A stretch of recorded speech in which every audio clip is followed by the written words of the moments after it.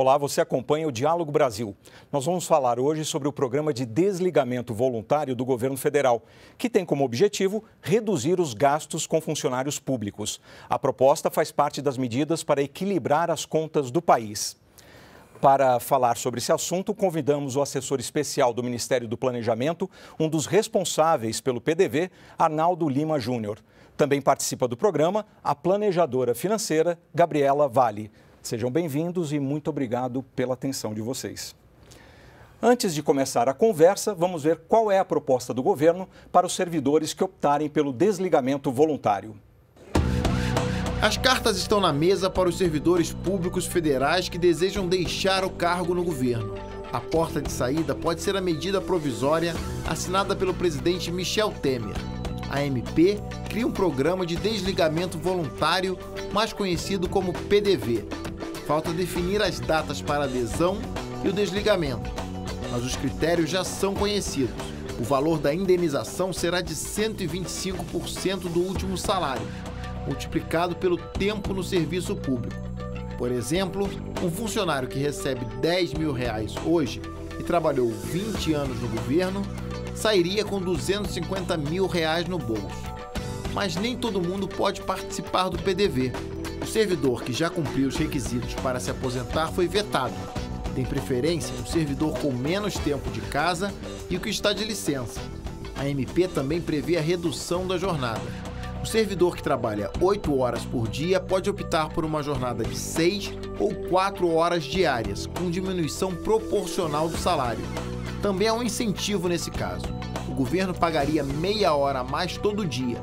Em vez de 6 horas, o servidor receberia por 6 horas e meia, por exemplo.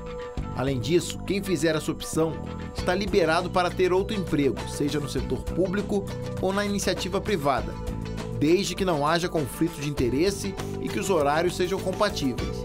Em todos esses casos, as indenizações não estão sujeitas ao imposto de renda. Também está prevista na medida provisória a possibilidade de licença não remunerada. O funcionário que aderir ao PDV não fará mais parte do regime de previdência dos servidores públicos. Arnaldo, na verdade, a medida provisória que foi assinada pelo presidente lá no dia 27, né, ela tem três frentes, que é o plano de desligamento voluntário, que é a hora que a pessoa perde o vínculo com o governo, a redução da jornada e, como foi dito aí na matéria, também a licença não remunerada. Quando é que isso sai do papel? A portaria para regulamentar esse programa já foi liberada? Inicialmente, gostaria de agradecer o convite, discutir um tema tão importante, saudar minha colega Gabriela aqui, que vai debater junto com a gente. Os desdobramentos da medida provisória serão feitos já nas próximas semanas, né? Logicamente, exige um estudo, né, para a gente ver em quais órgãos a gente pode aplicar essas três medidas, onde tem deficiência ou onde pode a gente realmente adotar essa medida tão importante. Realmente são três medidas muito importantes e que não visam reduzir custos, visam, acima de tudo, fortalecer as relações de trabalho. A gente está, acima de tudo, incentivando o diálogo entre empregador e empregado, à luz do que fizemos também na modernização trabalhista. Então, o PDV é uma das medidas muito importantes e as pessoas acabaram olhando mais essa medida, mas as outras duas são tão importantes quanto. Olharam mais o desligamento do que a redução da jornada ou a licença, né? Justamente, a gente acha até que pode haver um sequenciamento, né? A primeira pessoa pode reduzir a jornada e tentar conciliar isso com atribuições pessoais ou no mercado privado, depois uma licença incentivada e, por fim, às vezes, o PDV. Então, o PDV seria uma ruptura já de um vínculo empregatício que a pessoa realmente tem que olhar caso a caso e se planejar para que não possa se arrepender depois. Perfeito. Gabriela, você é especialista em finanças, né? Assim, planejadora financeira. A gente está num momento de desemprego alto, né? É uma boa ideia, assim, aderir? É possível aderir? Depende de cada caso? Como é que você avalia esse momento que a gente vive? Então, eu acredito que as pessoas têm uma grande oportunidade neste momento de crise, de um modo geral, né? Primeiro, para repensar aonde elas estão inseridas na vida delas, o que elas planejam para o futuro, né? E como se adequar a essa realidade. Realmente, a gente está vivendo um momento onde tem um alto índice de desemprego, mas existe também a oportunidade. Uma vez que quando tem esse programa de desligamento voluntário, a pessoa vai receber um dinheiro. Então, ela pode se organizar, se planejar para ficar um tempo maturando aquele dinheiro ali, a ideia, o momento em que ela está vivendo, para entrar num mercado, abrir um negócio, enfim, ou até mesmo investir na carreira para que ela consiga entrar no mercado privado, enfim.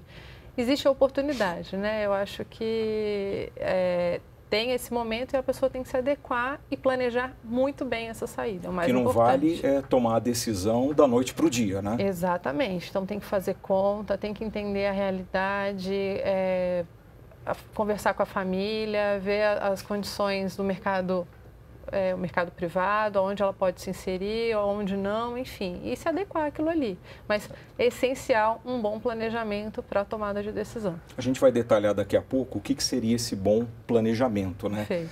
Mas, Arnaldo, como é que fica a situação desse PDV? Porque, assim, o que me chamou a atenção foi o seguinte, o governo pretende também reduzir custos, né? Porque acaba que você vai ter um gasto menor com funcionalismo, claro.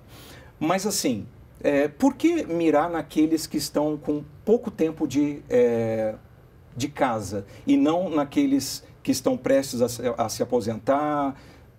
Tem algum motivo? É por conta das indenizações? Qual foi o pensamento do governo? É bom deixar claro que é uma priorização, não tem nenhuma rigidez nessa escolha. E essa escolha vai ser feita ano a ano, olhando a disponibilidade orçamentária e caso a caso, dependendo do órgão, da região. Mas, assim, é bom deixar claro que o PDV foi muito bem sucedido, tanto na iniciativa privada quanto nas empresas estatais. No caso das empresas estatais, já fizemos mais de 50 mil. Isso racionalizou o gasto, aumentou a eficiência das empresas. E, acima de tudo, a gente está promovendo o diálogo, né? O empregador quer e o trabalhador também quer chegar a este acordo. Então, no caso das empresas estatais, tem uma questão diferenciada, porque a aposentadoria está no regime geral e você olha também os mais antigos. No caso da administração direta, tem toda uma questão de um fim de um vínculo empregatício, no qual você, em relação àquela pessoa, realmente a disponibilidade orçamentária seria menor. Mas isso não quer dizer que a gente não possa também pegar as pessoas que têm um trabalho já há mais tempo. Mas realmente aqueles que já têm condições de se aposentar são vedados de aderir ao PDV, justamente porque não faria sentido, porque a gente paga, a própria Previdência paga, o próprio regime próprio paga a Previdência dessa pessoa. Quer dizer, não seria vantagem do ponto de vista da economia para o governo, né? Isso, não seria vantagem nenhuma para a gente, né? Deixando claro, é uma medida realmente que auxilia nos gastos, não é o objetivo principal. O objetivo principal é modernizar a gestão de pessoas, porque o objetivo do Estado não é contratar servidor público. Certo. O objetivo do Estado é servir melhor o cidadão. E o servidor é um meio. A gente quer incentivar, acima de tudo, a produtividade. Aquela pessoa tem uma satisfação no que ela faz. E, acima de tudo, é bom deixar claro que a gente não vai fazer só para esse ano. Então, por mais que o mercado de trabalho não esteja tão aquecido quanto gostaríamos, a ideia é que essa adesão seja crescente ao longo dos anos, porque o mercado de trabalho vai ser reativado com o tempo. E cada setor, cada ocupação tem realidades distintas. Por isso que é muito difícil tratar como se fosse uma medida geral. São mais de 650 mil pessoas, a gente está esperando uma adesão de 5 mil, justamente porque 5 mil podem ter uma realidade diferente da média em comparação de rendimento entre o setor privado e o setor público. Perfeito. Vamos ver uma participação. Muita gente ainda se lembra dos programas de demissão voluntária dos governos Collor e Fernando Henrique Cardoso. As duas experiências são citadas por entidades sindicais como um exemplo a ser evitado. Vamos ouvir o secretário-geral da Confederação dos Trabalhadores no Serviço Público Federal, Sérgio Ronaldo da Silva. Os exemplos do passado já disseram que quem adere a esse tipo de programa depois fica na rua da amargura. A nossa orientação da Confederação vai ser que os servidores não entrem nesse PDV fiado, porque é um programa que adere a ele hoje, fica sem emprego e sem os incentivos que supostamente estão sendo oferecidos com vistas a recebê-los em 2018. Então, com o país na situação que está, cerca de 14 milhões de desempregados, 5 mil servidores a mais desempregados, não vai resolver as questões financeiras do país. O que queremos é serviço público de qualidade, concurso público para oxigenar a Previdência e dar melhores condições de atendimento à população brasileira. Gabriela, conforme aí a fala, a gente percebe que existe um receio de adesão. Mas você já começou falando que é possível desde que se planeje, né? Como? Tipo assim, o que precisa ser feito antes de se aderir a um plano de desligamento voluntário? Então, eu parto do pressuposto que a pessoa que se dispõe a se desligar do serviço público é porque ela não está satisfeita, né, na sua atual função. Então, eu acho que é um planejamento que vai além do planejamento financeiro, vai um planejamento de vida, né? Se eu não estou satisfeita atualmente no serviço público, que venha a me motivar a me desligar dele, o que eu pretendo fazer a partir dali? Eu pretendo me aposentar, pretendo montar uma pousada na praia, eu pretendo estudar um pouco mais e entrar num outro concurso, seguir para uma outra carreira, seja na iniciativa privada. Eu acho que a pessoa tem que primeiro entender qual é o seu objetivo de vida. Eu quero continuar na carreira pública? Ótimo, que continue, né? Existe essa oportunidade. Mas se não, se eu estou insatisfeito, ou então eu já tenho uma outra profissão ali, sendo alimentada devagarinho, estudando para uma outra questão, quero virar professor, eu quero, enfim.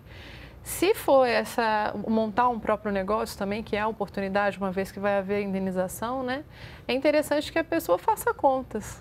Quanto que eu vou precisar para me manter pelos próximos meses, pelos próximos anos, sem depender da minha nova fonte de renda? Ou então, se eu vou montar um negócio próprio, qual vai ser o custo desse negócio, planejando aí um fluxo de caixa interessante para esse negócio, para que você não sangre o negócio ao longo do tempo.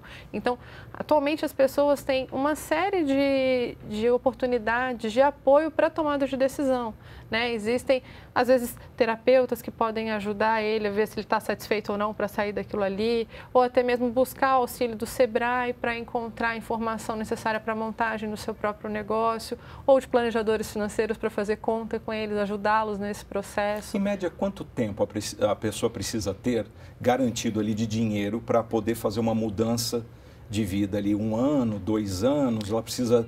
Eu acho que 2 anos seria bem prudente para uma mudança de vida, uma recolocação no mercado financeiro. Quer dizer, o dinheiro que receber, ela se garantir por 2 anos. Exatamente. Pelo menos, E né? aí fazer contas também, né? Para saber se as despesas de casa vão caber nesse orçamento, né? Nesses 2 anos, quais serão essas despesas? Você vai ter que investir em curso, você vai ter que investir em treinamentos, ou de repente uma oportunidade para as pessoas, enfim, irem para fora do país, certo, buscarem outros caminhos, né? Mas o planejamento é essencial. Sem ele não dá para dar um tiro no escuro, né? Perfeito. Agora, Arnaldo, na fala, a gente percebe isso, que existe já um trauma em relação a planos anteriores, né? Governo Collor, governo Fernando Henrique Cardoso. Qual é a diferença deste plano para os anteriores? A grande diferença é que o país vem evoluindo a cada ano, né? Inclusive a cada ciclo político. A realidade econômica do mercado de trabalho hoje é muito diferente dos anos 90. Logicamente que a gente sempre é bom olhar o passado para pensar o futuro. Não estou dizendo que a gente não tenha que observar o que aconteceu no passado. Agora, a diferença é que naquela época foi um programa muito voltado para a redução de custos. Eu reforço aqui, o nosso programa tem a ver com o fortalecimento das relações de trabalho e o estabelecimento de um diálogo. A gente está buscando a satisfação, acima de tudo, do trabalhador.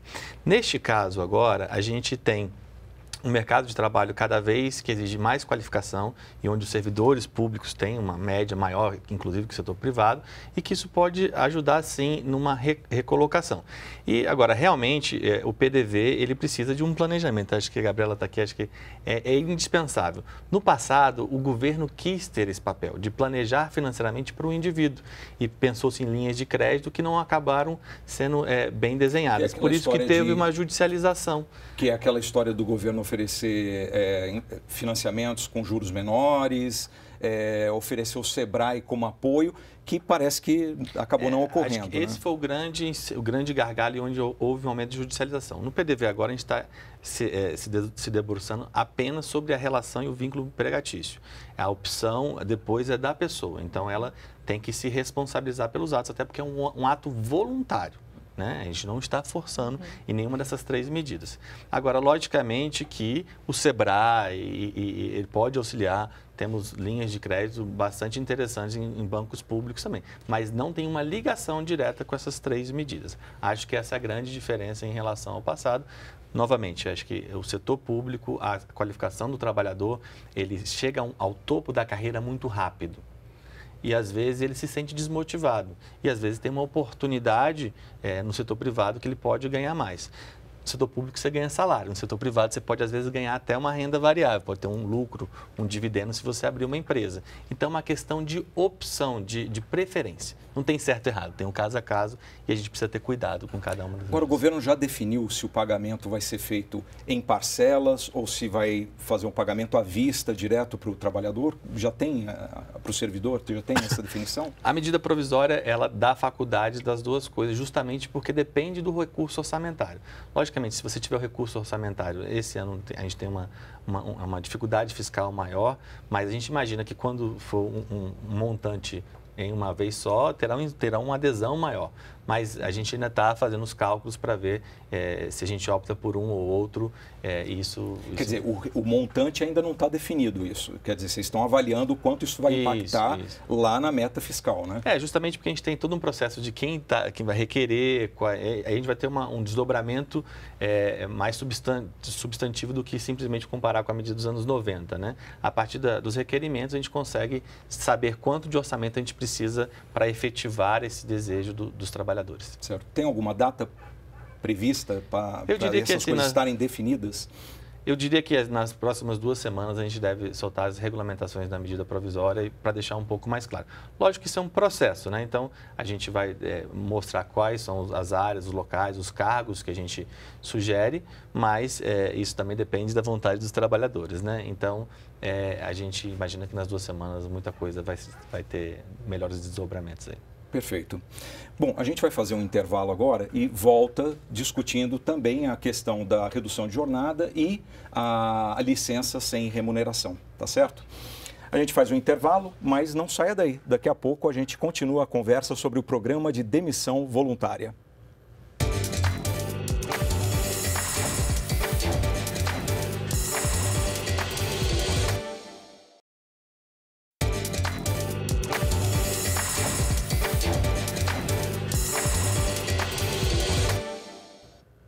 O Diálogo Brasil está de volta e a gente conversa sobre o programa de desligamento voluntário do governo federal. Tem gente que deixou o serviço público num PDV há mais de 20 anos, se arrependeu e luta até hoje pela reintegração. Uma dessas pessoas é Jane Menezes, que trabalhava na Companhia Brasileira de Trens Urbanos, no Rio de Janeiro. Vamos ver o que ela fala. Eu saí no PDV de 96. Não teve lucro nenhum. Além de ser enganada, eu não recebi nada, a não ser meu fundo de garantia. Eu aceitei o PDV porque tinha problemas pessoais, mas eu acho que nada no mundo vale a gente largar o emprego da gente, a dignidade da gente, para sobreviver neste mundo tão difícil que está hoje em dia.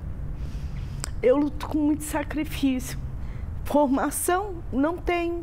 Hoje eu sou considerada incapaz porque sou só professora de nível de magistério. Eu sou técnica administrativa. Eu não tenho uma formação de nível superior. Eu busco o projeto de lei para nós termos a reintegração, nós termos hoje em dia a nossa dignidade de volta e luto também por aqueles que sofreram e já foram, lutaram tanto, mas não deu tempo de esperar um dia ver a glória da gente retornar. Nesse caso da Jane Menezes, pode ter ocorrido isso, né? Questão da falta do planejamento, né? Como é que fica essa situação? Como é que a gente se planeja para um processo desse? tem que rever as contas de casa, tem que conversar com a família, tem que, por exemplo, se eu estiver pagando a casa própria, dá para pensar também num plano de demissão voluntária. Como é que é esse planejamento? Então, eu acredito que o primeiro passo é entender todas as regras do PDV atual. Começa por aí.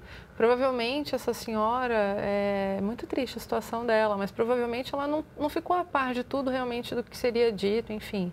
Mas é extremamente importante que isso se faça hoje. Além da questão de não ter tido acesso ao empréstimo, ao apoio do SEBRAE. Exatamente. Então, é necessário que a pessoa tenha todas as regras claras. Ok, se não estiver claro para ela, contrate às vezes um advogado para ler, explicar para ela o que vai estar escrito ali ou não, pague uma consultoria de um advogado para entender aquilo, para você entender o impacto que aquilo vai gerar na sua vida. Eu não vou ter mais direito, como vai ser a aposentadoria, para que tudo isso fique muito claro para ele no futuro e ele não se arrependa, obviamente. Mas esse planejamento vem em conversar com a família, vem em fazer contas, será que eu posso enxugar despesas em casa antes de aderir ao programa? Ou então, se meu orçamento hoje está equilibrado ou não está? Porque também não adianta nada, eu vou aderir porque eu vou receber uma indenização, eu estou com dívidas, eu preciso quitar as dívidas. Se eu ia te perguntar, você ter dívidas, o fato de ter dívidas por si só, ótimo, então vou aderir porque eu vou receber esse dinheiro, vou pagar as minhas dívidas e estou livre. Isso é um pensamento que ocorre eventualmente. A pessoa está desesperada, preocupada com as dívidas, não pode ser emocional, né? Não, de maneira nenhuma. Tem que ser algo muito bem pensado. Porque se a pessoa tem dívidas, provavelmente tem um porquê daquelas dívidas. Ela não pode continuar no mesmo comportamento para gerar aquelas dívidas depois. Não adianta nada resolver o problema agora e depois criar um novo. Né? Então, tudo tem que ser pensado, conversado com a família, fazendo contas para ver se vale a pena ou não. Você havia me perguntado a respeito, eu estou pagando a casa própria, né? Eu posso aderir ao programa ou não? Desde que você se programe para isso. Né? Às vezes a indenização é suficiente para você quitar o saldo devedor da casa própria ou não. Ou então, eu vou conseguir pagar minha casa por 2 anos, mas é o tempo de eu me reinserir no mercado de trabalho. Ou então, eu posso reduzir a minha carga de trabalho, que é uma das opções, né, do programa.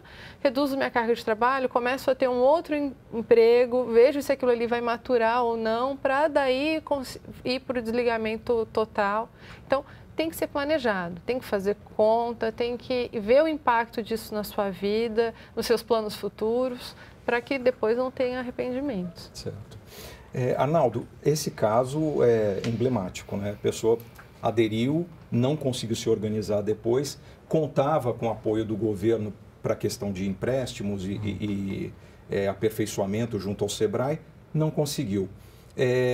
Quais são os incentivos? A gente viu na matéria os incentivos, mas assim, quais são os outros incentivos que estão sendo dados pelo governo? Existe apoio para o SEBRAE? Existe financiamento específico para esses casos?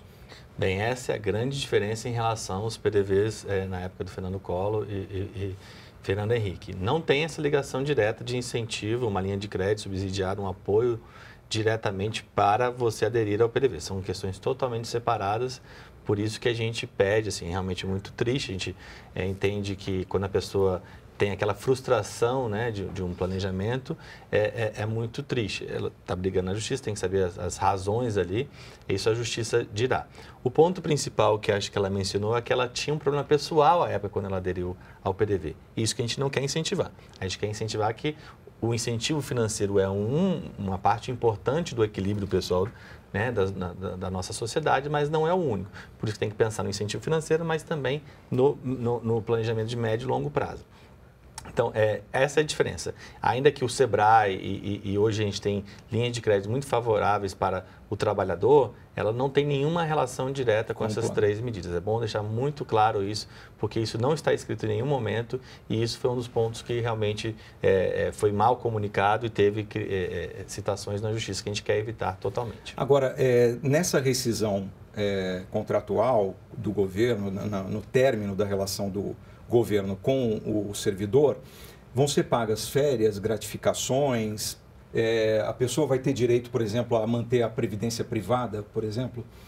Isso, vai ser indenizado toda a remuneração, inclusive aquelas condizentes com desempenho pessoal, né? E logicamente ela poderá ter aqueles anos contados para fins de previdência. E não, agora ela tem 2 regimes. Temos o regime geral de previdência social, que é o nosso INSS, e temos o regime próprio de previdência social, que é do servidor público. Então, o fim do vínculo empregatício com o Poder Executivo Federal faz com que você possa contar para o regime geral, mas não tem mais nenhum subsídio do governo. Conta como anos, né? Uhum. Então, ela deixaria de ter alguns benefícios, como, por exemplo, o que a gente chama de paridade, de integralidade, que é a questão de remuneração do servidor público quando está trabalhando na ativa em relação à inatividade. Mas não terá nenhum incentivo financeiro, não terá nenhum subsídio. De fato, ela vai para o regime geral. Certo. Mas ela, assim, para quem tem previdência complementar, ele pode continuar vinculado pagando por conta própria, como os servidores que aderiram à FUNPRESP, no caso da União, a partir de 2013, ele poderá continuar vinculado a esse regime, desde que agora banque com a sua... Mas não vai ter a contrapartida da União. Não terá mais a contrapartida. Quer dizer, por conta própria. Isso, porque você rompe o vínculo empregatício nesse caso. Perfeito. Agora, entre as medidas tem a redução de jornada também. A gente está falando aqui só da ruptura do vínculo, mas tem a redução de jornada. Uhum. Para quem está pensando em mudar de vida, talvez a redução de jornada seja mais prudente? Sem dúvida. Eu acredito que possa ser um passo inicial, né, para a pessoa experimentar, né, a vida ali fora do serviço. Às vezes a pessoa quer se dedicar mais à família, às vezes quer se dedicar a um curso para que ele possa se aprimorar e de repente partir para uma outra carreira. Então eu acho que a redução de jornada é uma grande oportunidade, porque assim, o serviço público, ele garante uma estabilidade, né, para o servidor. Mas, às vezes, você ter essa estabilidade e uma remuneração ali certa todos os meses, vamos dizer assim, não é suficiente para a realização profissional dele. Então, eu vejo isso como uma oportunidade para aqueles que estão nesse momento, né, nessa sensação de, eu poderia estar fazendo algo que me deixaria mais realizado, mais feliz pessoalmente, aproveitar, né, experimenta uma redução, começa a trabalhar num outro período, num outro vínculo, enfim, para ver se vai dar certo. E aí, quem sabe, no futuro, faça essa transição de forma consciente e planejada. Perfeito. Vamos ver uma outra participação? Nós também ouvimos o secretário-geral do Sindicato dos Servidores Públicos Federais do Distrito Federal, Otton Pereira Neves. Nós temos a experiência aqui das demissões do Fernando Collor. Foi uma tragédia para o serviço público e para os trabalhadores. Nós fizemos uma campanha de retorno desse pessoal, tivemos um certo êxito, né? Mas tem muita gente ainda sofrendo em função dessa política do Collor de Mello.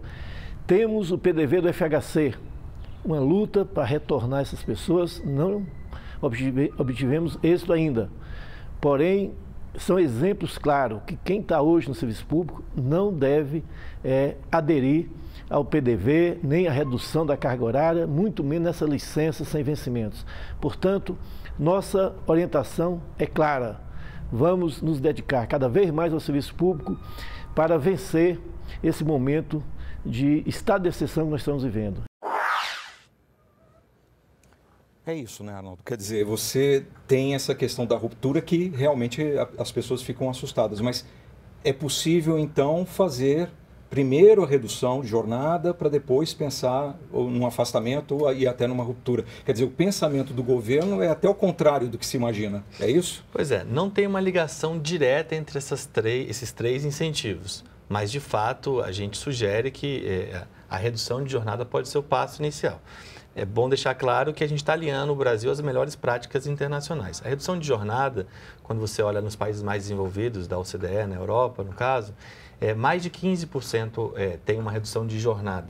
Então, geralmente para as pessoas que têm filhos, jovens universitários ou pessoas que estão numa idade de aposentadoria, numa idade mais envelhecida e querem se dedicar mais à saúde e questões pessoais. No Brasil, no caso do setor privado, apenas 6% adere à redução de jornada. Fizemos uma mudança recentemente na CLT, incentivando esse tipo de vínculo também. No setor público federal, 0,5% adere à redução de jornada. Então, a gente está incentivando para que cada vez mais as pessoas, quando lhes for favorável, é sempre um desejo mútuo, né, de trabalhador e do empregador. para que ele possa conciliar melhor a sua vida, né? Então, a gente acha que naqueles casos onde a pessoa só olha o PDV como incentivo financeiro, talvez não seja o melhor incentivo. Eu acho que é bom deixar claro que os sindicatos têm um papel muito importante, mas é bom lembrar que as pessoas usam PDV como sinônimo de demissão. Houveram as demissões na época do Fernando Collor e houveram os PDVs, são coisas distintas, é voluntário, né? A gente não está demitindo ninguém. A gente não sugere que a pessoa vá para o PDV para ficar desempregada, não é isso. Por isso que a redução de jornada é um dos melhores incentivos para fazer essa transição de forma mais suave entre o setor público e o setor privado. Inclusive, vocês abriram uma brecha para a pessoa poder fazer a redução de jornada e trabalhar numa outra atividade pública. É isso, exatamente? Bem, naqueles casos onde são acumuláveis, assim, a gente tem duas questões muito importantes, né? Tem que ter a compatibilidade e, acima de tudo, a gente, ainda que seja um incentivo ao trabalhador, o principal é a maior eficiência dos serviços públicos prestados, né? Então, tem que conciliar a carga horária. Mas a gente só permite no caso de funções acumuladas, principalmente professor, enfermeiro, médico. Então, assim, nesses casos é mais fácil. Também tem a questão de poder trabalhar no setor privado, mas também a gente faz toda uma remissão à questão de conflito de interesse. A gente não quer que tenha esse contágio entre o bem público e o bem privado. É bom deixar muito claro isso. Então, tem regras muito específicas, a gente está muito tranquilo quanto a isso, mas a gente acha, sim, que inclusive para a conciliação das necessidades pessoais, especialmente para pais, né? Eu imagino assim, minha esposa é uma que trabalha com jornada reduzida, então tem essa flexibilidade que ajuda bastante. Então, eu diria que talvez é a medida mais importante dentro das três no âmbito da medida provisória, ainda que o PDV tenha ganhado uma maior repercussão. Agora, Gabriela, para o pai, para a mãe, que tem lá os filhos pequenos, porque a redução de jornada é prioritária para quem tem filhos menores de 6 anos, né? Existem aquelas regrinhas lá. Para essas famílias que têm filhos menores de 6 anos, a gente sabe que as despesas são altas, né? E elas também depois tendem a subir, mas são altas de qualquer forma. Como conciliar isso?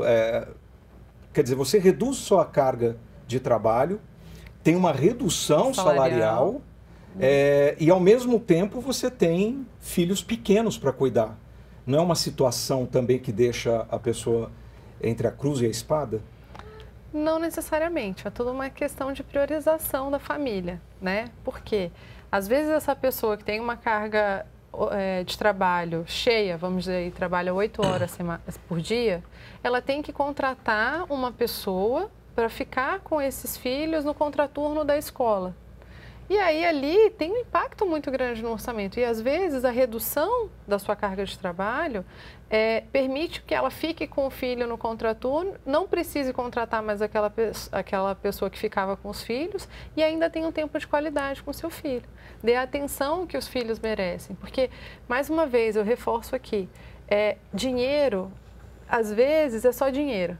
Né? No sentido de você vai contratar alguém, pode ser a melhor pessoa para cuidar do seu filho, mas nada substitui o pai e a mãe, né? Que vai estar lhe dando carinho, educando, podendo estar presente, criando um vínculo afetivo com seus filhos e que lá no futuro isso vai gerar, de repente, uma economia porque vai ter filhos mais dedicados à escola, que vai dar menos trabalho, entre outras coisas. Então, é uma relação de prioridades. O que é prioritário para aquela família? Ter dinheiro para viajar no final do ano ou até mesmo focar na educação da criança naquele período. Ou a qualidade da relação, né? Exatamente. Eu acho que é uma oportunidade para isso também. Certo. Agora, Arnaldo, como é que fica essa situação? Reduz a carga de trabalho, né?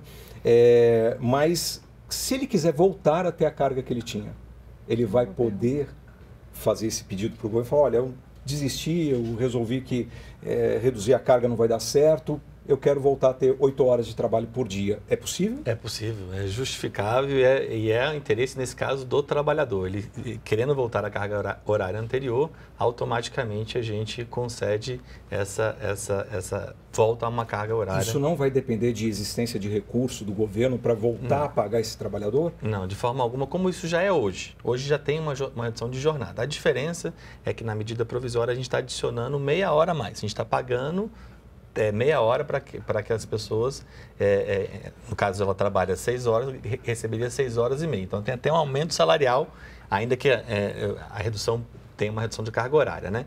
Então, neste caso, às vezes, por isso que você disse, né, em relação à priorização para quem tem filhos, logicamente a gente vai ver a demanda, né? Quantos servidores querem reduzir a sua jornada a partir desse incentivo financeiro que não existia antes. Mas, acima de tudo, neste caso, por isso que das 3 medidas, a gente acha que é a principal e é a que o trabalhador acha que tem que pensar no curto prazo, porque o planejamento, acima de tudo, na família é algo que dá mais retorno no longo prazo, né? Então, neste caso, você tem apenas uma redução salarial, mas que pode reduzir outras questões do orçamento pessoal e ter um retorno muito melhor para a família. Então, não tem essa rigidez igual tem a licença incentivada e tem o PDV. Por isso que a gente aposta muito na redução de jornada. Certo. Agora, Gabriela, você estava falando que, de repente, o pai ou a mãe, ele pode fazer ou ela pode fazer a redução de jornada e cuidar dos filhos. Mas agora, se for para fins de preparação profissional, já complica também, né?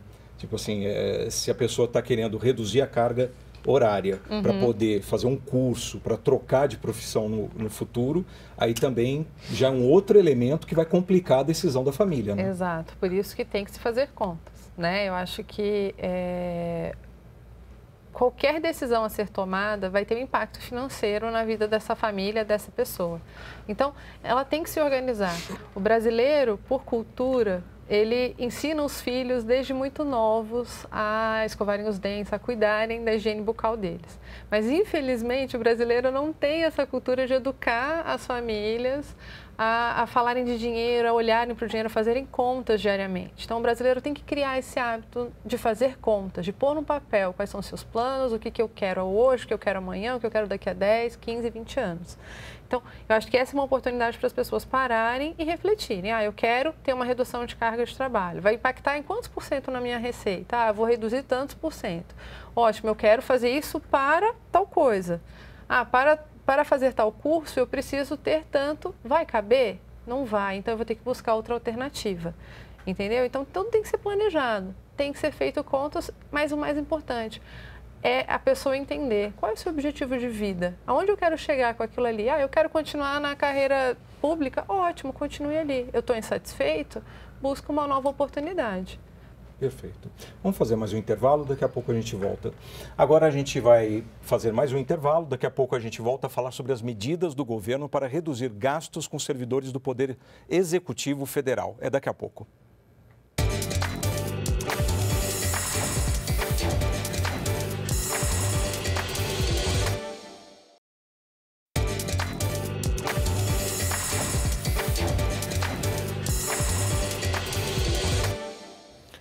O Diálogo Brasil está de volta. Hoje nós estamos falando sobre o programa de desligamento voluntário proposto pelo governo federal. Agora vamos conferir um questionamento do presidente da Confederação Nacional dos Servidores Públicos, Antônio Tutílio. Nós estamos passando por uma fase muito difícil, a maior crise financeira do nosso país, e não é uma vantagem provisória por alguns meses que vai fazer com que o servidor no futuro tenha um problema ainda maior, não recebendo mais nada, porque dificilmente, hoje nós estamos com 14 milhões de desempregados e o risco é muito grande. Se perder, nós vamos perder os mais capacitados, aqueles que têm condição de adquirir um novo emprego. Portanto, não acredito que o PDV vai dar o resultado que o governo espera. Se a gente está usando como critério aqueles que têm menor tempo de casa, de repente corre esse risco mesmo, né? O que eu queria saber há um critério do governo para selecionar essas pessoas? Porque talvez pessoas muito capacitadas possam sair do governo, né? E isso vai refletir na qualidade do serviço ofertado. Como é que isso está sendo tratado? Bem, é sempre uma questão de oferta e demanda, né? A gente precisa primeiro ver qual a demanda, quantos funcionários querem entrar em licença incentivada, redução de jornada e PDV, para depois a gente poder alocar. A gente quer priorizar aqueles mais jovens justamente para não ter nenhuma perda dessa curva de aprendizagem que a gente tem no setor público, né? Agora, a realidade no mercado de trabalho, o rendimento salarial, a diferença entre o rendimento de salários entre o setor privado e público, ela é menor naqueles com nível superior. Com nível básico, a distorção é maior. Então, assim, não há essa relação direta entre perda de qualidade ou perda de uma força de trabalho capacitada e salário. Um dos maiores incentivos para a produtividade é a satisfação no ambiente de trabalho. É bom deixar claro, é uma decisão voluntária. Se aquela pessoa não está mais satisfeita com o seu empregador ou no seu ambiente de trabalho, poderia aderir ao PDV porque é uma oportunidade melhor. E para o serviço, para a nossa economia como um todo, também é melhor, que às vezes ela pode ganhar mais, pagar mais tributo, a gente poder investir em questões importantes. Então, é bom deixar claro assim, que não há essa ligação direta de perda de qualidade do serviço público. E essa não é uma medida isolada.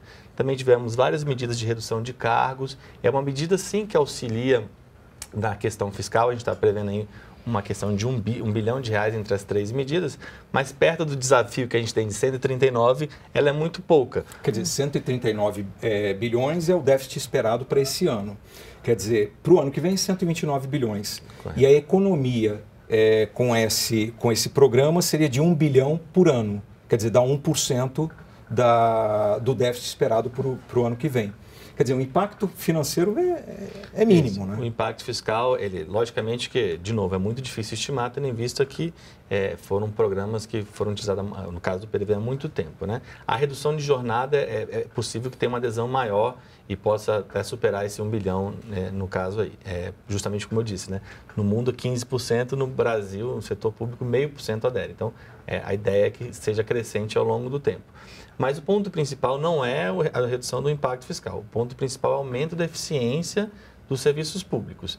Existiam cargos lá atrás que refletiam um desejo e uma demanda da população e agora a gente tem uma nova realidade. Então, a gente pode, às vezes, descontinuar aquele cargo para criar um novo que vai exigir, talvez, menos recurso financeiro, uma despesa com salários menor e que possa ter uma prestação de serviço maior. Ou seja, no caso do serviço público, a gente, em relação ao mundo, a gente tem menos funcionários, mas os salários são muito altos. A gente tem que equilibrar entre salário, progressão e satisfação, pensando sempre no cidadão e na melhor prestação. Pois é, mas não corre o risco, por exemplo, de professores. A gente já tem um déficit de professores, de médicos, de seguranças. Não corre um risco da gente fragilizar essas áreas?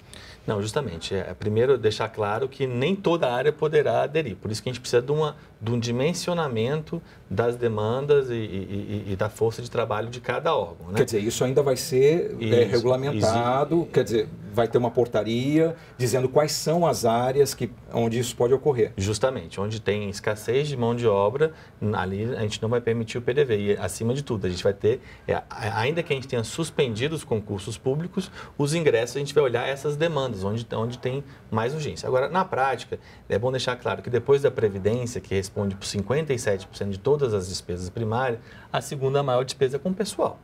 Então, a gente precisa, sim... do governo federal, do executivo, dá acho que 30 e tantos %, é isso? Isso, juntando mais ou menos os 22 entre pessoal ativos e inativos, né? Então, o principal é que a gente está gastando muito com o presente e pouco com o futuro. A gente precisa investir em educação. Então, a gente precisa também poder equilibrar essa alocação de recursos entre gasto com o pessoal e também retorno em áreas extremamente importantes para a nossa sociedade. Certo. Gabriela, o programa também, a MP, a medida provisória, também prevê o afastamento não remunerado. Por que um trabalhador, numa situação de desemprego alto, escolheria um afastamento não remunerado? Se ele se programasse para aquilo, seja para fazer um curso, para tirar um ano sabático. Fez uma poupança. Fez uma poupança, se organizou para aquilo anteriormente e agora está aproveitando esse momento. Né? Recentemente eu atendi um jovem casal que há 1 ano e meio eles vêm se programando para tirar esse ano sabático e ficarem viajando parte do mundo. Mas eles se organizaram, guardaram dinheiro, se planejaram financeiramente para isso.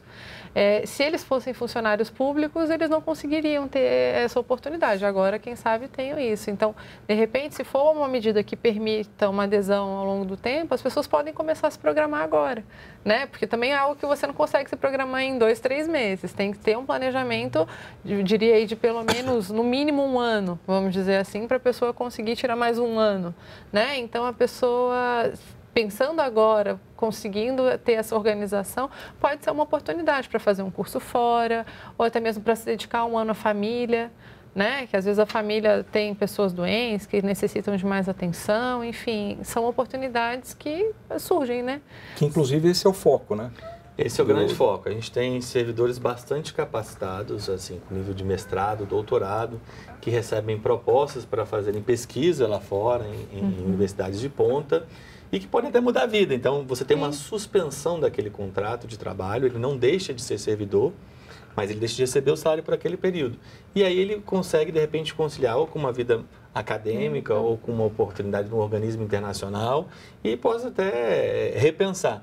Então, nesse caso, acima de tudo, logicamente que é bom que ele tenha uma poupança para que ele não se arrependa. Porque neste caso, isso que eu ia te ele não pode voltar nos 3 anos. São 3 anos realmente de suspensão, ainda que ele deseje voltar, terá suspenso ali aquele período. Mas ao final dos 3 anos... Ao final dos 3 anos a gente aí pode reavaliar sim. Mas se ele pedir, aí vai ser avaliado pelo governo. Isso. Mas aí já é bem mais tranquilo, porque você teve também uma redução de 3 anos da despesa de pessoal, né? Certo. Então, é algo que quanto mais você reduzir a despesa de pessoal agora, melhor a gente consegue ter esses incentivos no futuro. E ele recebe 3 salários para esses 3 anos de... 3 salários. São 3 salários que ele pode receber e que isso pode fazer uma diferença ali na compra de uma passagem, na compra de um curso de idiomas, por exemplo, e que, no caso, ele se qualificou e pode retornar para aquele posto de trabalho mais eficiente, né? Prestando melhores serviços para a população. Acho que isso é indispensável. Então, esse é um caso muito emblemático. No Serviço Federal, a gente tem muita gente que está estudando fora e que, eventualmente, vai voltar. Tranquilo.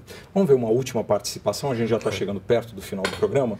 Nós gravamos também com o técnico de planejamento e pesquisador do Instituto de Pesquisa Econômica Aplicada, IPEA, Antônio Lassanci. Nós perguntamos a ele se o Estado brasileiro está inchado. Nós temos menos de meio servidor público para cada habitante brasileiro, né? Ele dificilmente poderia ser considerado como um serviço público grande. Nenhuma comparação internacional com países, né, minimamente estruturados, que têm um serviço público de qualidade, ou com países vizinhos aqui da América do Sul, essa comparação é exorbitante em relação ao caso brasileiro, menos ainda em relação à parcela federal, né? Nós temos hoje uma quantidade de servidores muito menor do que aquela que existia na década de 80. Né? E boa parte dessa trajetória, na verdade, tem sido de recomposição das carreiras de Estado e em patamares muito abaixo, talvez, do que fosse necessário em termos de quantidade para dar conta de uma população crescente e de problemas cada vez mais complexos. Estados Unidos, Japão, o tamanho da força de trabalho do serviço público, ela está em proporção de 18% da força de trabalho empregada naqueles países. No Brasil, ela não chega a 12%, ou seja, essa diferença é muito grande. E a média salarial do servidor público brasileiro, ela está na média da OCDE. Nós temos algo parecido com o que paga Portugal para um servidor público na sua remuneração média. Como é que fica essa situação? De um lado, o senso comum diz que o Estado está inchado, né, que precisa reduzir seu quadro. Como é que você trabalha com esse tipo de pesquisa que mostra que o Brasil, em relação a outros países, tem uma situação pior? Quer dizer, o caso dos Estados Unidos, Japão, 18% no serviço público. Aqui você tem menos de 12%. Qual que é a situação real do país? O que precisa ser feito? Olha, é bom deixar claro que existem várias pesquisas. E as pesquisas que a gente tem, na prática, a gente gasta com o serviço público por volta de 10% do PIB. Na OCDE é 10,5%. Então, o valor que a gente desembolsa é mais ou menos o mesmo. De fato, temos menos servidores. O que isso pode refletir? Que os nossos salários estão maiores do que os outros países. Então, se a gente precisa contratar mais pessoas, a gente precisa também pensar numa reestruturação nas carreiras que a gente possa alocar melhor. E é bom deixar claro que a Constituição dá atribuições complementares entre estados, municípios e a União. Então, cada vez mais você tem mais servidores nos estados e nos municípios por conta da educação básica, assistência social, saúde. Então, é normal na União você ter menos servidores. Então, acho que a comparação que ele fez foi muito olhando a União. Só que a União é uma planejadora. A execução dos serviços sociais está nos estados e municípios. Então, quando você olha a distribuição, a gente não tem nenhum déficit gigantesco de pessoal. Pelo contrário. a gente necessita de uma alocação mais eficiente. O que eu diria é o caso da educação. Às vezes a gente tem mais pessoas na área administrativa do que na área finalística. Essa alocação que ela é importante, não é só o número geral. Então, no número geral, nós gastamos tanto quanto, mas os salários podem sim ter uma revisão, porque no nosso setor privado a gente paga 2 ou 3 vezes mais, dependendo da carreira. Perfeito. Agora, Gabriela, a gente está caminhando já para o final do programa. Eu queria que você desse assim, dicas para a pessoa poder se organizar ou para o PDV, para o plano de desligamento, ou para a redução de jornada, ou para a licença sem remuneração. Por onde ela começa? Porque você falou, ele precisa de 1 ano para poder se planejar. Semana que vem está aí o PDV, provavelmente. Todo o programa vai estar disponível, regulamentado, e as pessoas vão começar a optar. E provavelmente vão fazer a opção ainda esse ano, né? O requerimento mas o desdobramento financeiro é em 2018. Em 2018. Então, tem um tempinho. Então, pois é, por onde começar? Eu acho que primeiro, o planejamento que eu falei de 1 ano é para você tirar um outro ano de licença, né? Então, vamos por partes. Primeiro, eu acho que é uma reflexão, né?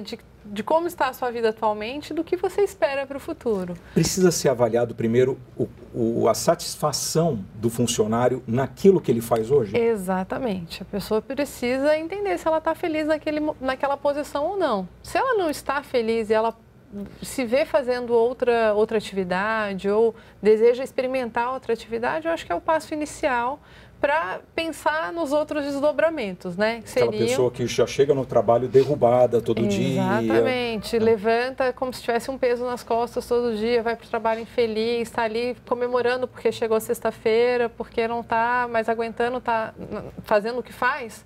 Eu acho que é um bom momento para a pessoa refletir. Esse é um indicativo. Já. Exatamente. A pessoa tem que fazer essa reflexão e buscar também o autoconhecimento, né?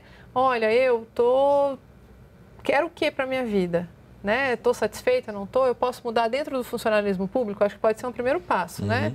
Posso mudar aqui dentro? Posso tentar buscar dentro do meu órgão, ir para um outro setor, enfim, para ver se muda essa situação? Não dá.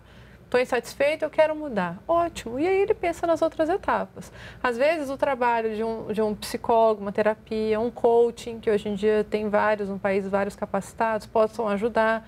Também o impacto financeiro é extremamente importante, porque vai refletir nas demais áreas da vida, sem sombra de dúvidas, né? Principalmente, acho que o arrependimento futuro, o impacto financeiro tem uma força maior, então é importante que a pessoa reflita. Ou seja, tomar pé da realidade financeira.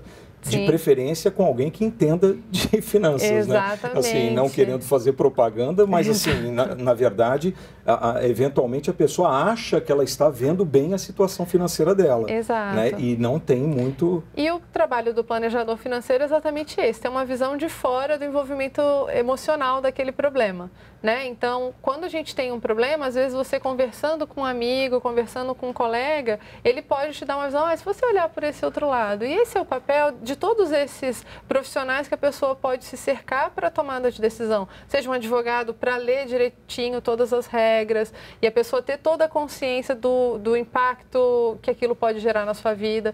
Aí depois procurar um terapeuta, se for o caso, um planejador financeiro para tomar essa decisão. E começar de preferência pela redução da jornada de trabalho. Sim, eu acho que essa progressão que foi sugerida pelo colega, eu acho que é interessante, né? Para que comece a redução, depois um licenciamento e depois, quem sabe, o afastamento definitivo. Eu acho que é bem prudente esse passo a passo. Perfeito. A gente tem mais 2 minutos. Eu queria que você fizesse suas considerações finais, Arnaldo. Bem, de novo, é uma medida muito importante para fortalecer as relações de trabalho. Estamos repactuando o diálogo, né? Então, temos que olhar o objetivo do empregador e do empregado. Então, temos várias medidas aí muito importantes que vão ajudar a conciliação entre o trabalho, né, a atividade profissional e pessoal. E é bom deixar claro que é uma medida que auxilia no impacto, sim, fiscal, mas que não é o objetivo somente isolado. O objetivo é que a gente preste mais serviço para a população com mais qualidade. No caso do PDV, onde ganhou mais repercussão, a nossa população está muito endividada. É bom olhar os vários instrumentos que a gente tem. Às vezes, reduzir uma taxa de juros, uma linha de crédito melhor, antes de tomar uma decisão mais abrupta, onde você tem um rompimento do vínculo trabalhista. Por isso que a gente sugere muito a redução de jornada. A redução de jornada talvez seja o grande caminho aí para a gente melhorar a satisfação pessoal e aumentar a produtividade dos serviços públicos. Ser realista, né? Pensar naquela situação direitinho para não cometer um erro e se arrepender lá na frente também, né? Tá certo, gente. Olha, eu agradeço demais a participação de vocês. Eu acho que a gente conseguiu ajudar um pouco a esclarecer por onde começar e como funciona o programa. E numa próxima oportunidade, assim que tiver a portaria regulamentando tudo, de repente a gente retoma o assunto para ver como é que ficou a definição disso daí. Tá certo? Eu agradeço. Obrigado, viu? Tá certo. Obrigado. A nossa conversa chegou ao fim. Eu agradeço a participação do assessor especial do Ministério do Planejamento, Arnaldo Lima Júnior, e da planejadora financeira, Gabriela Vale. Muito obrigado pela presença de vocês e até uma próxima. E se você quer saber mais sobre o programa, entre no site da TV Brasil. O Diálogo Brasil volta na semana que vem. É toda segunda-feira, às 10 da noite. Até lá, obrigado e boa noite.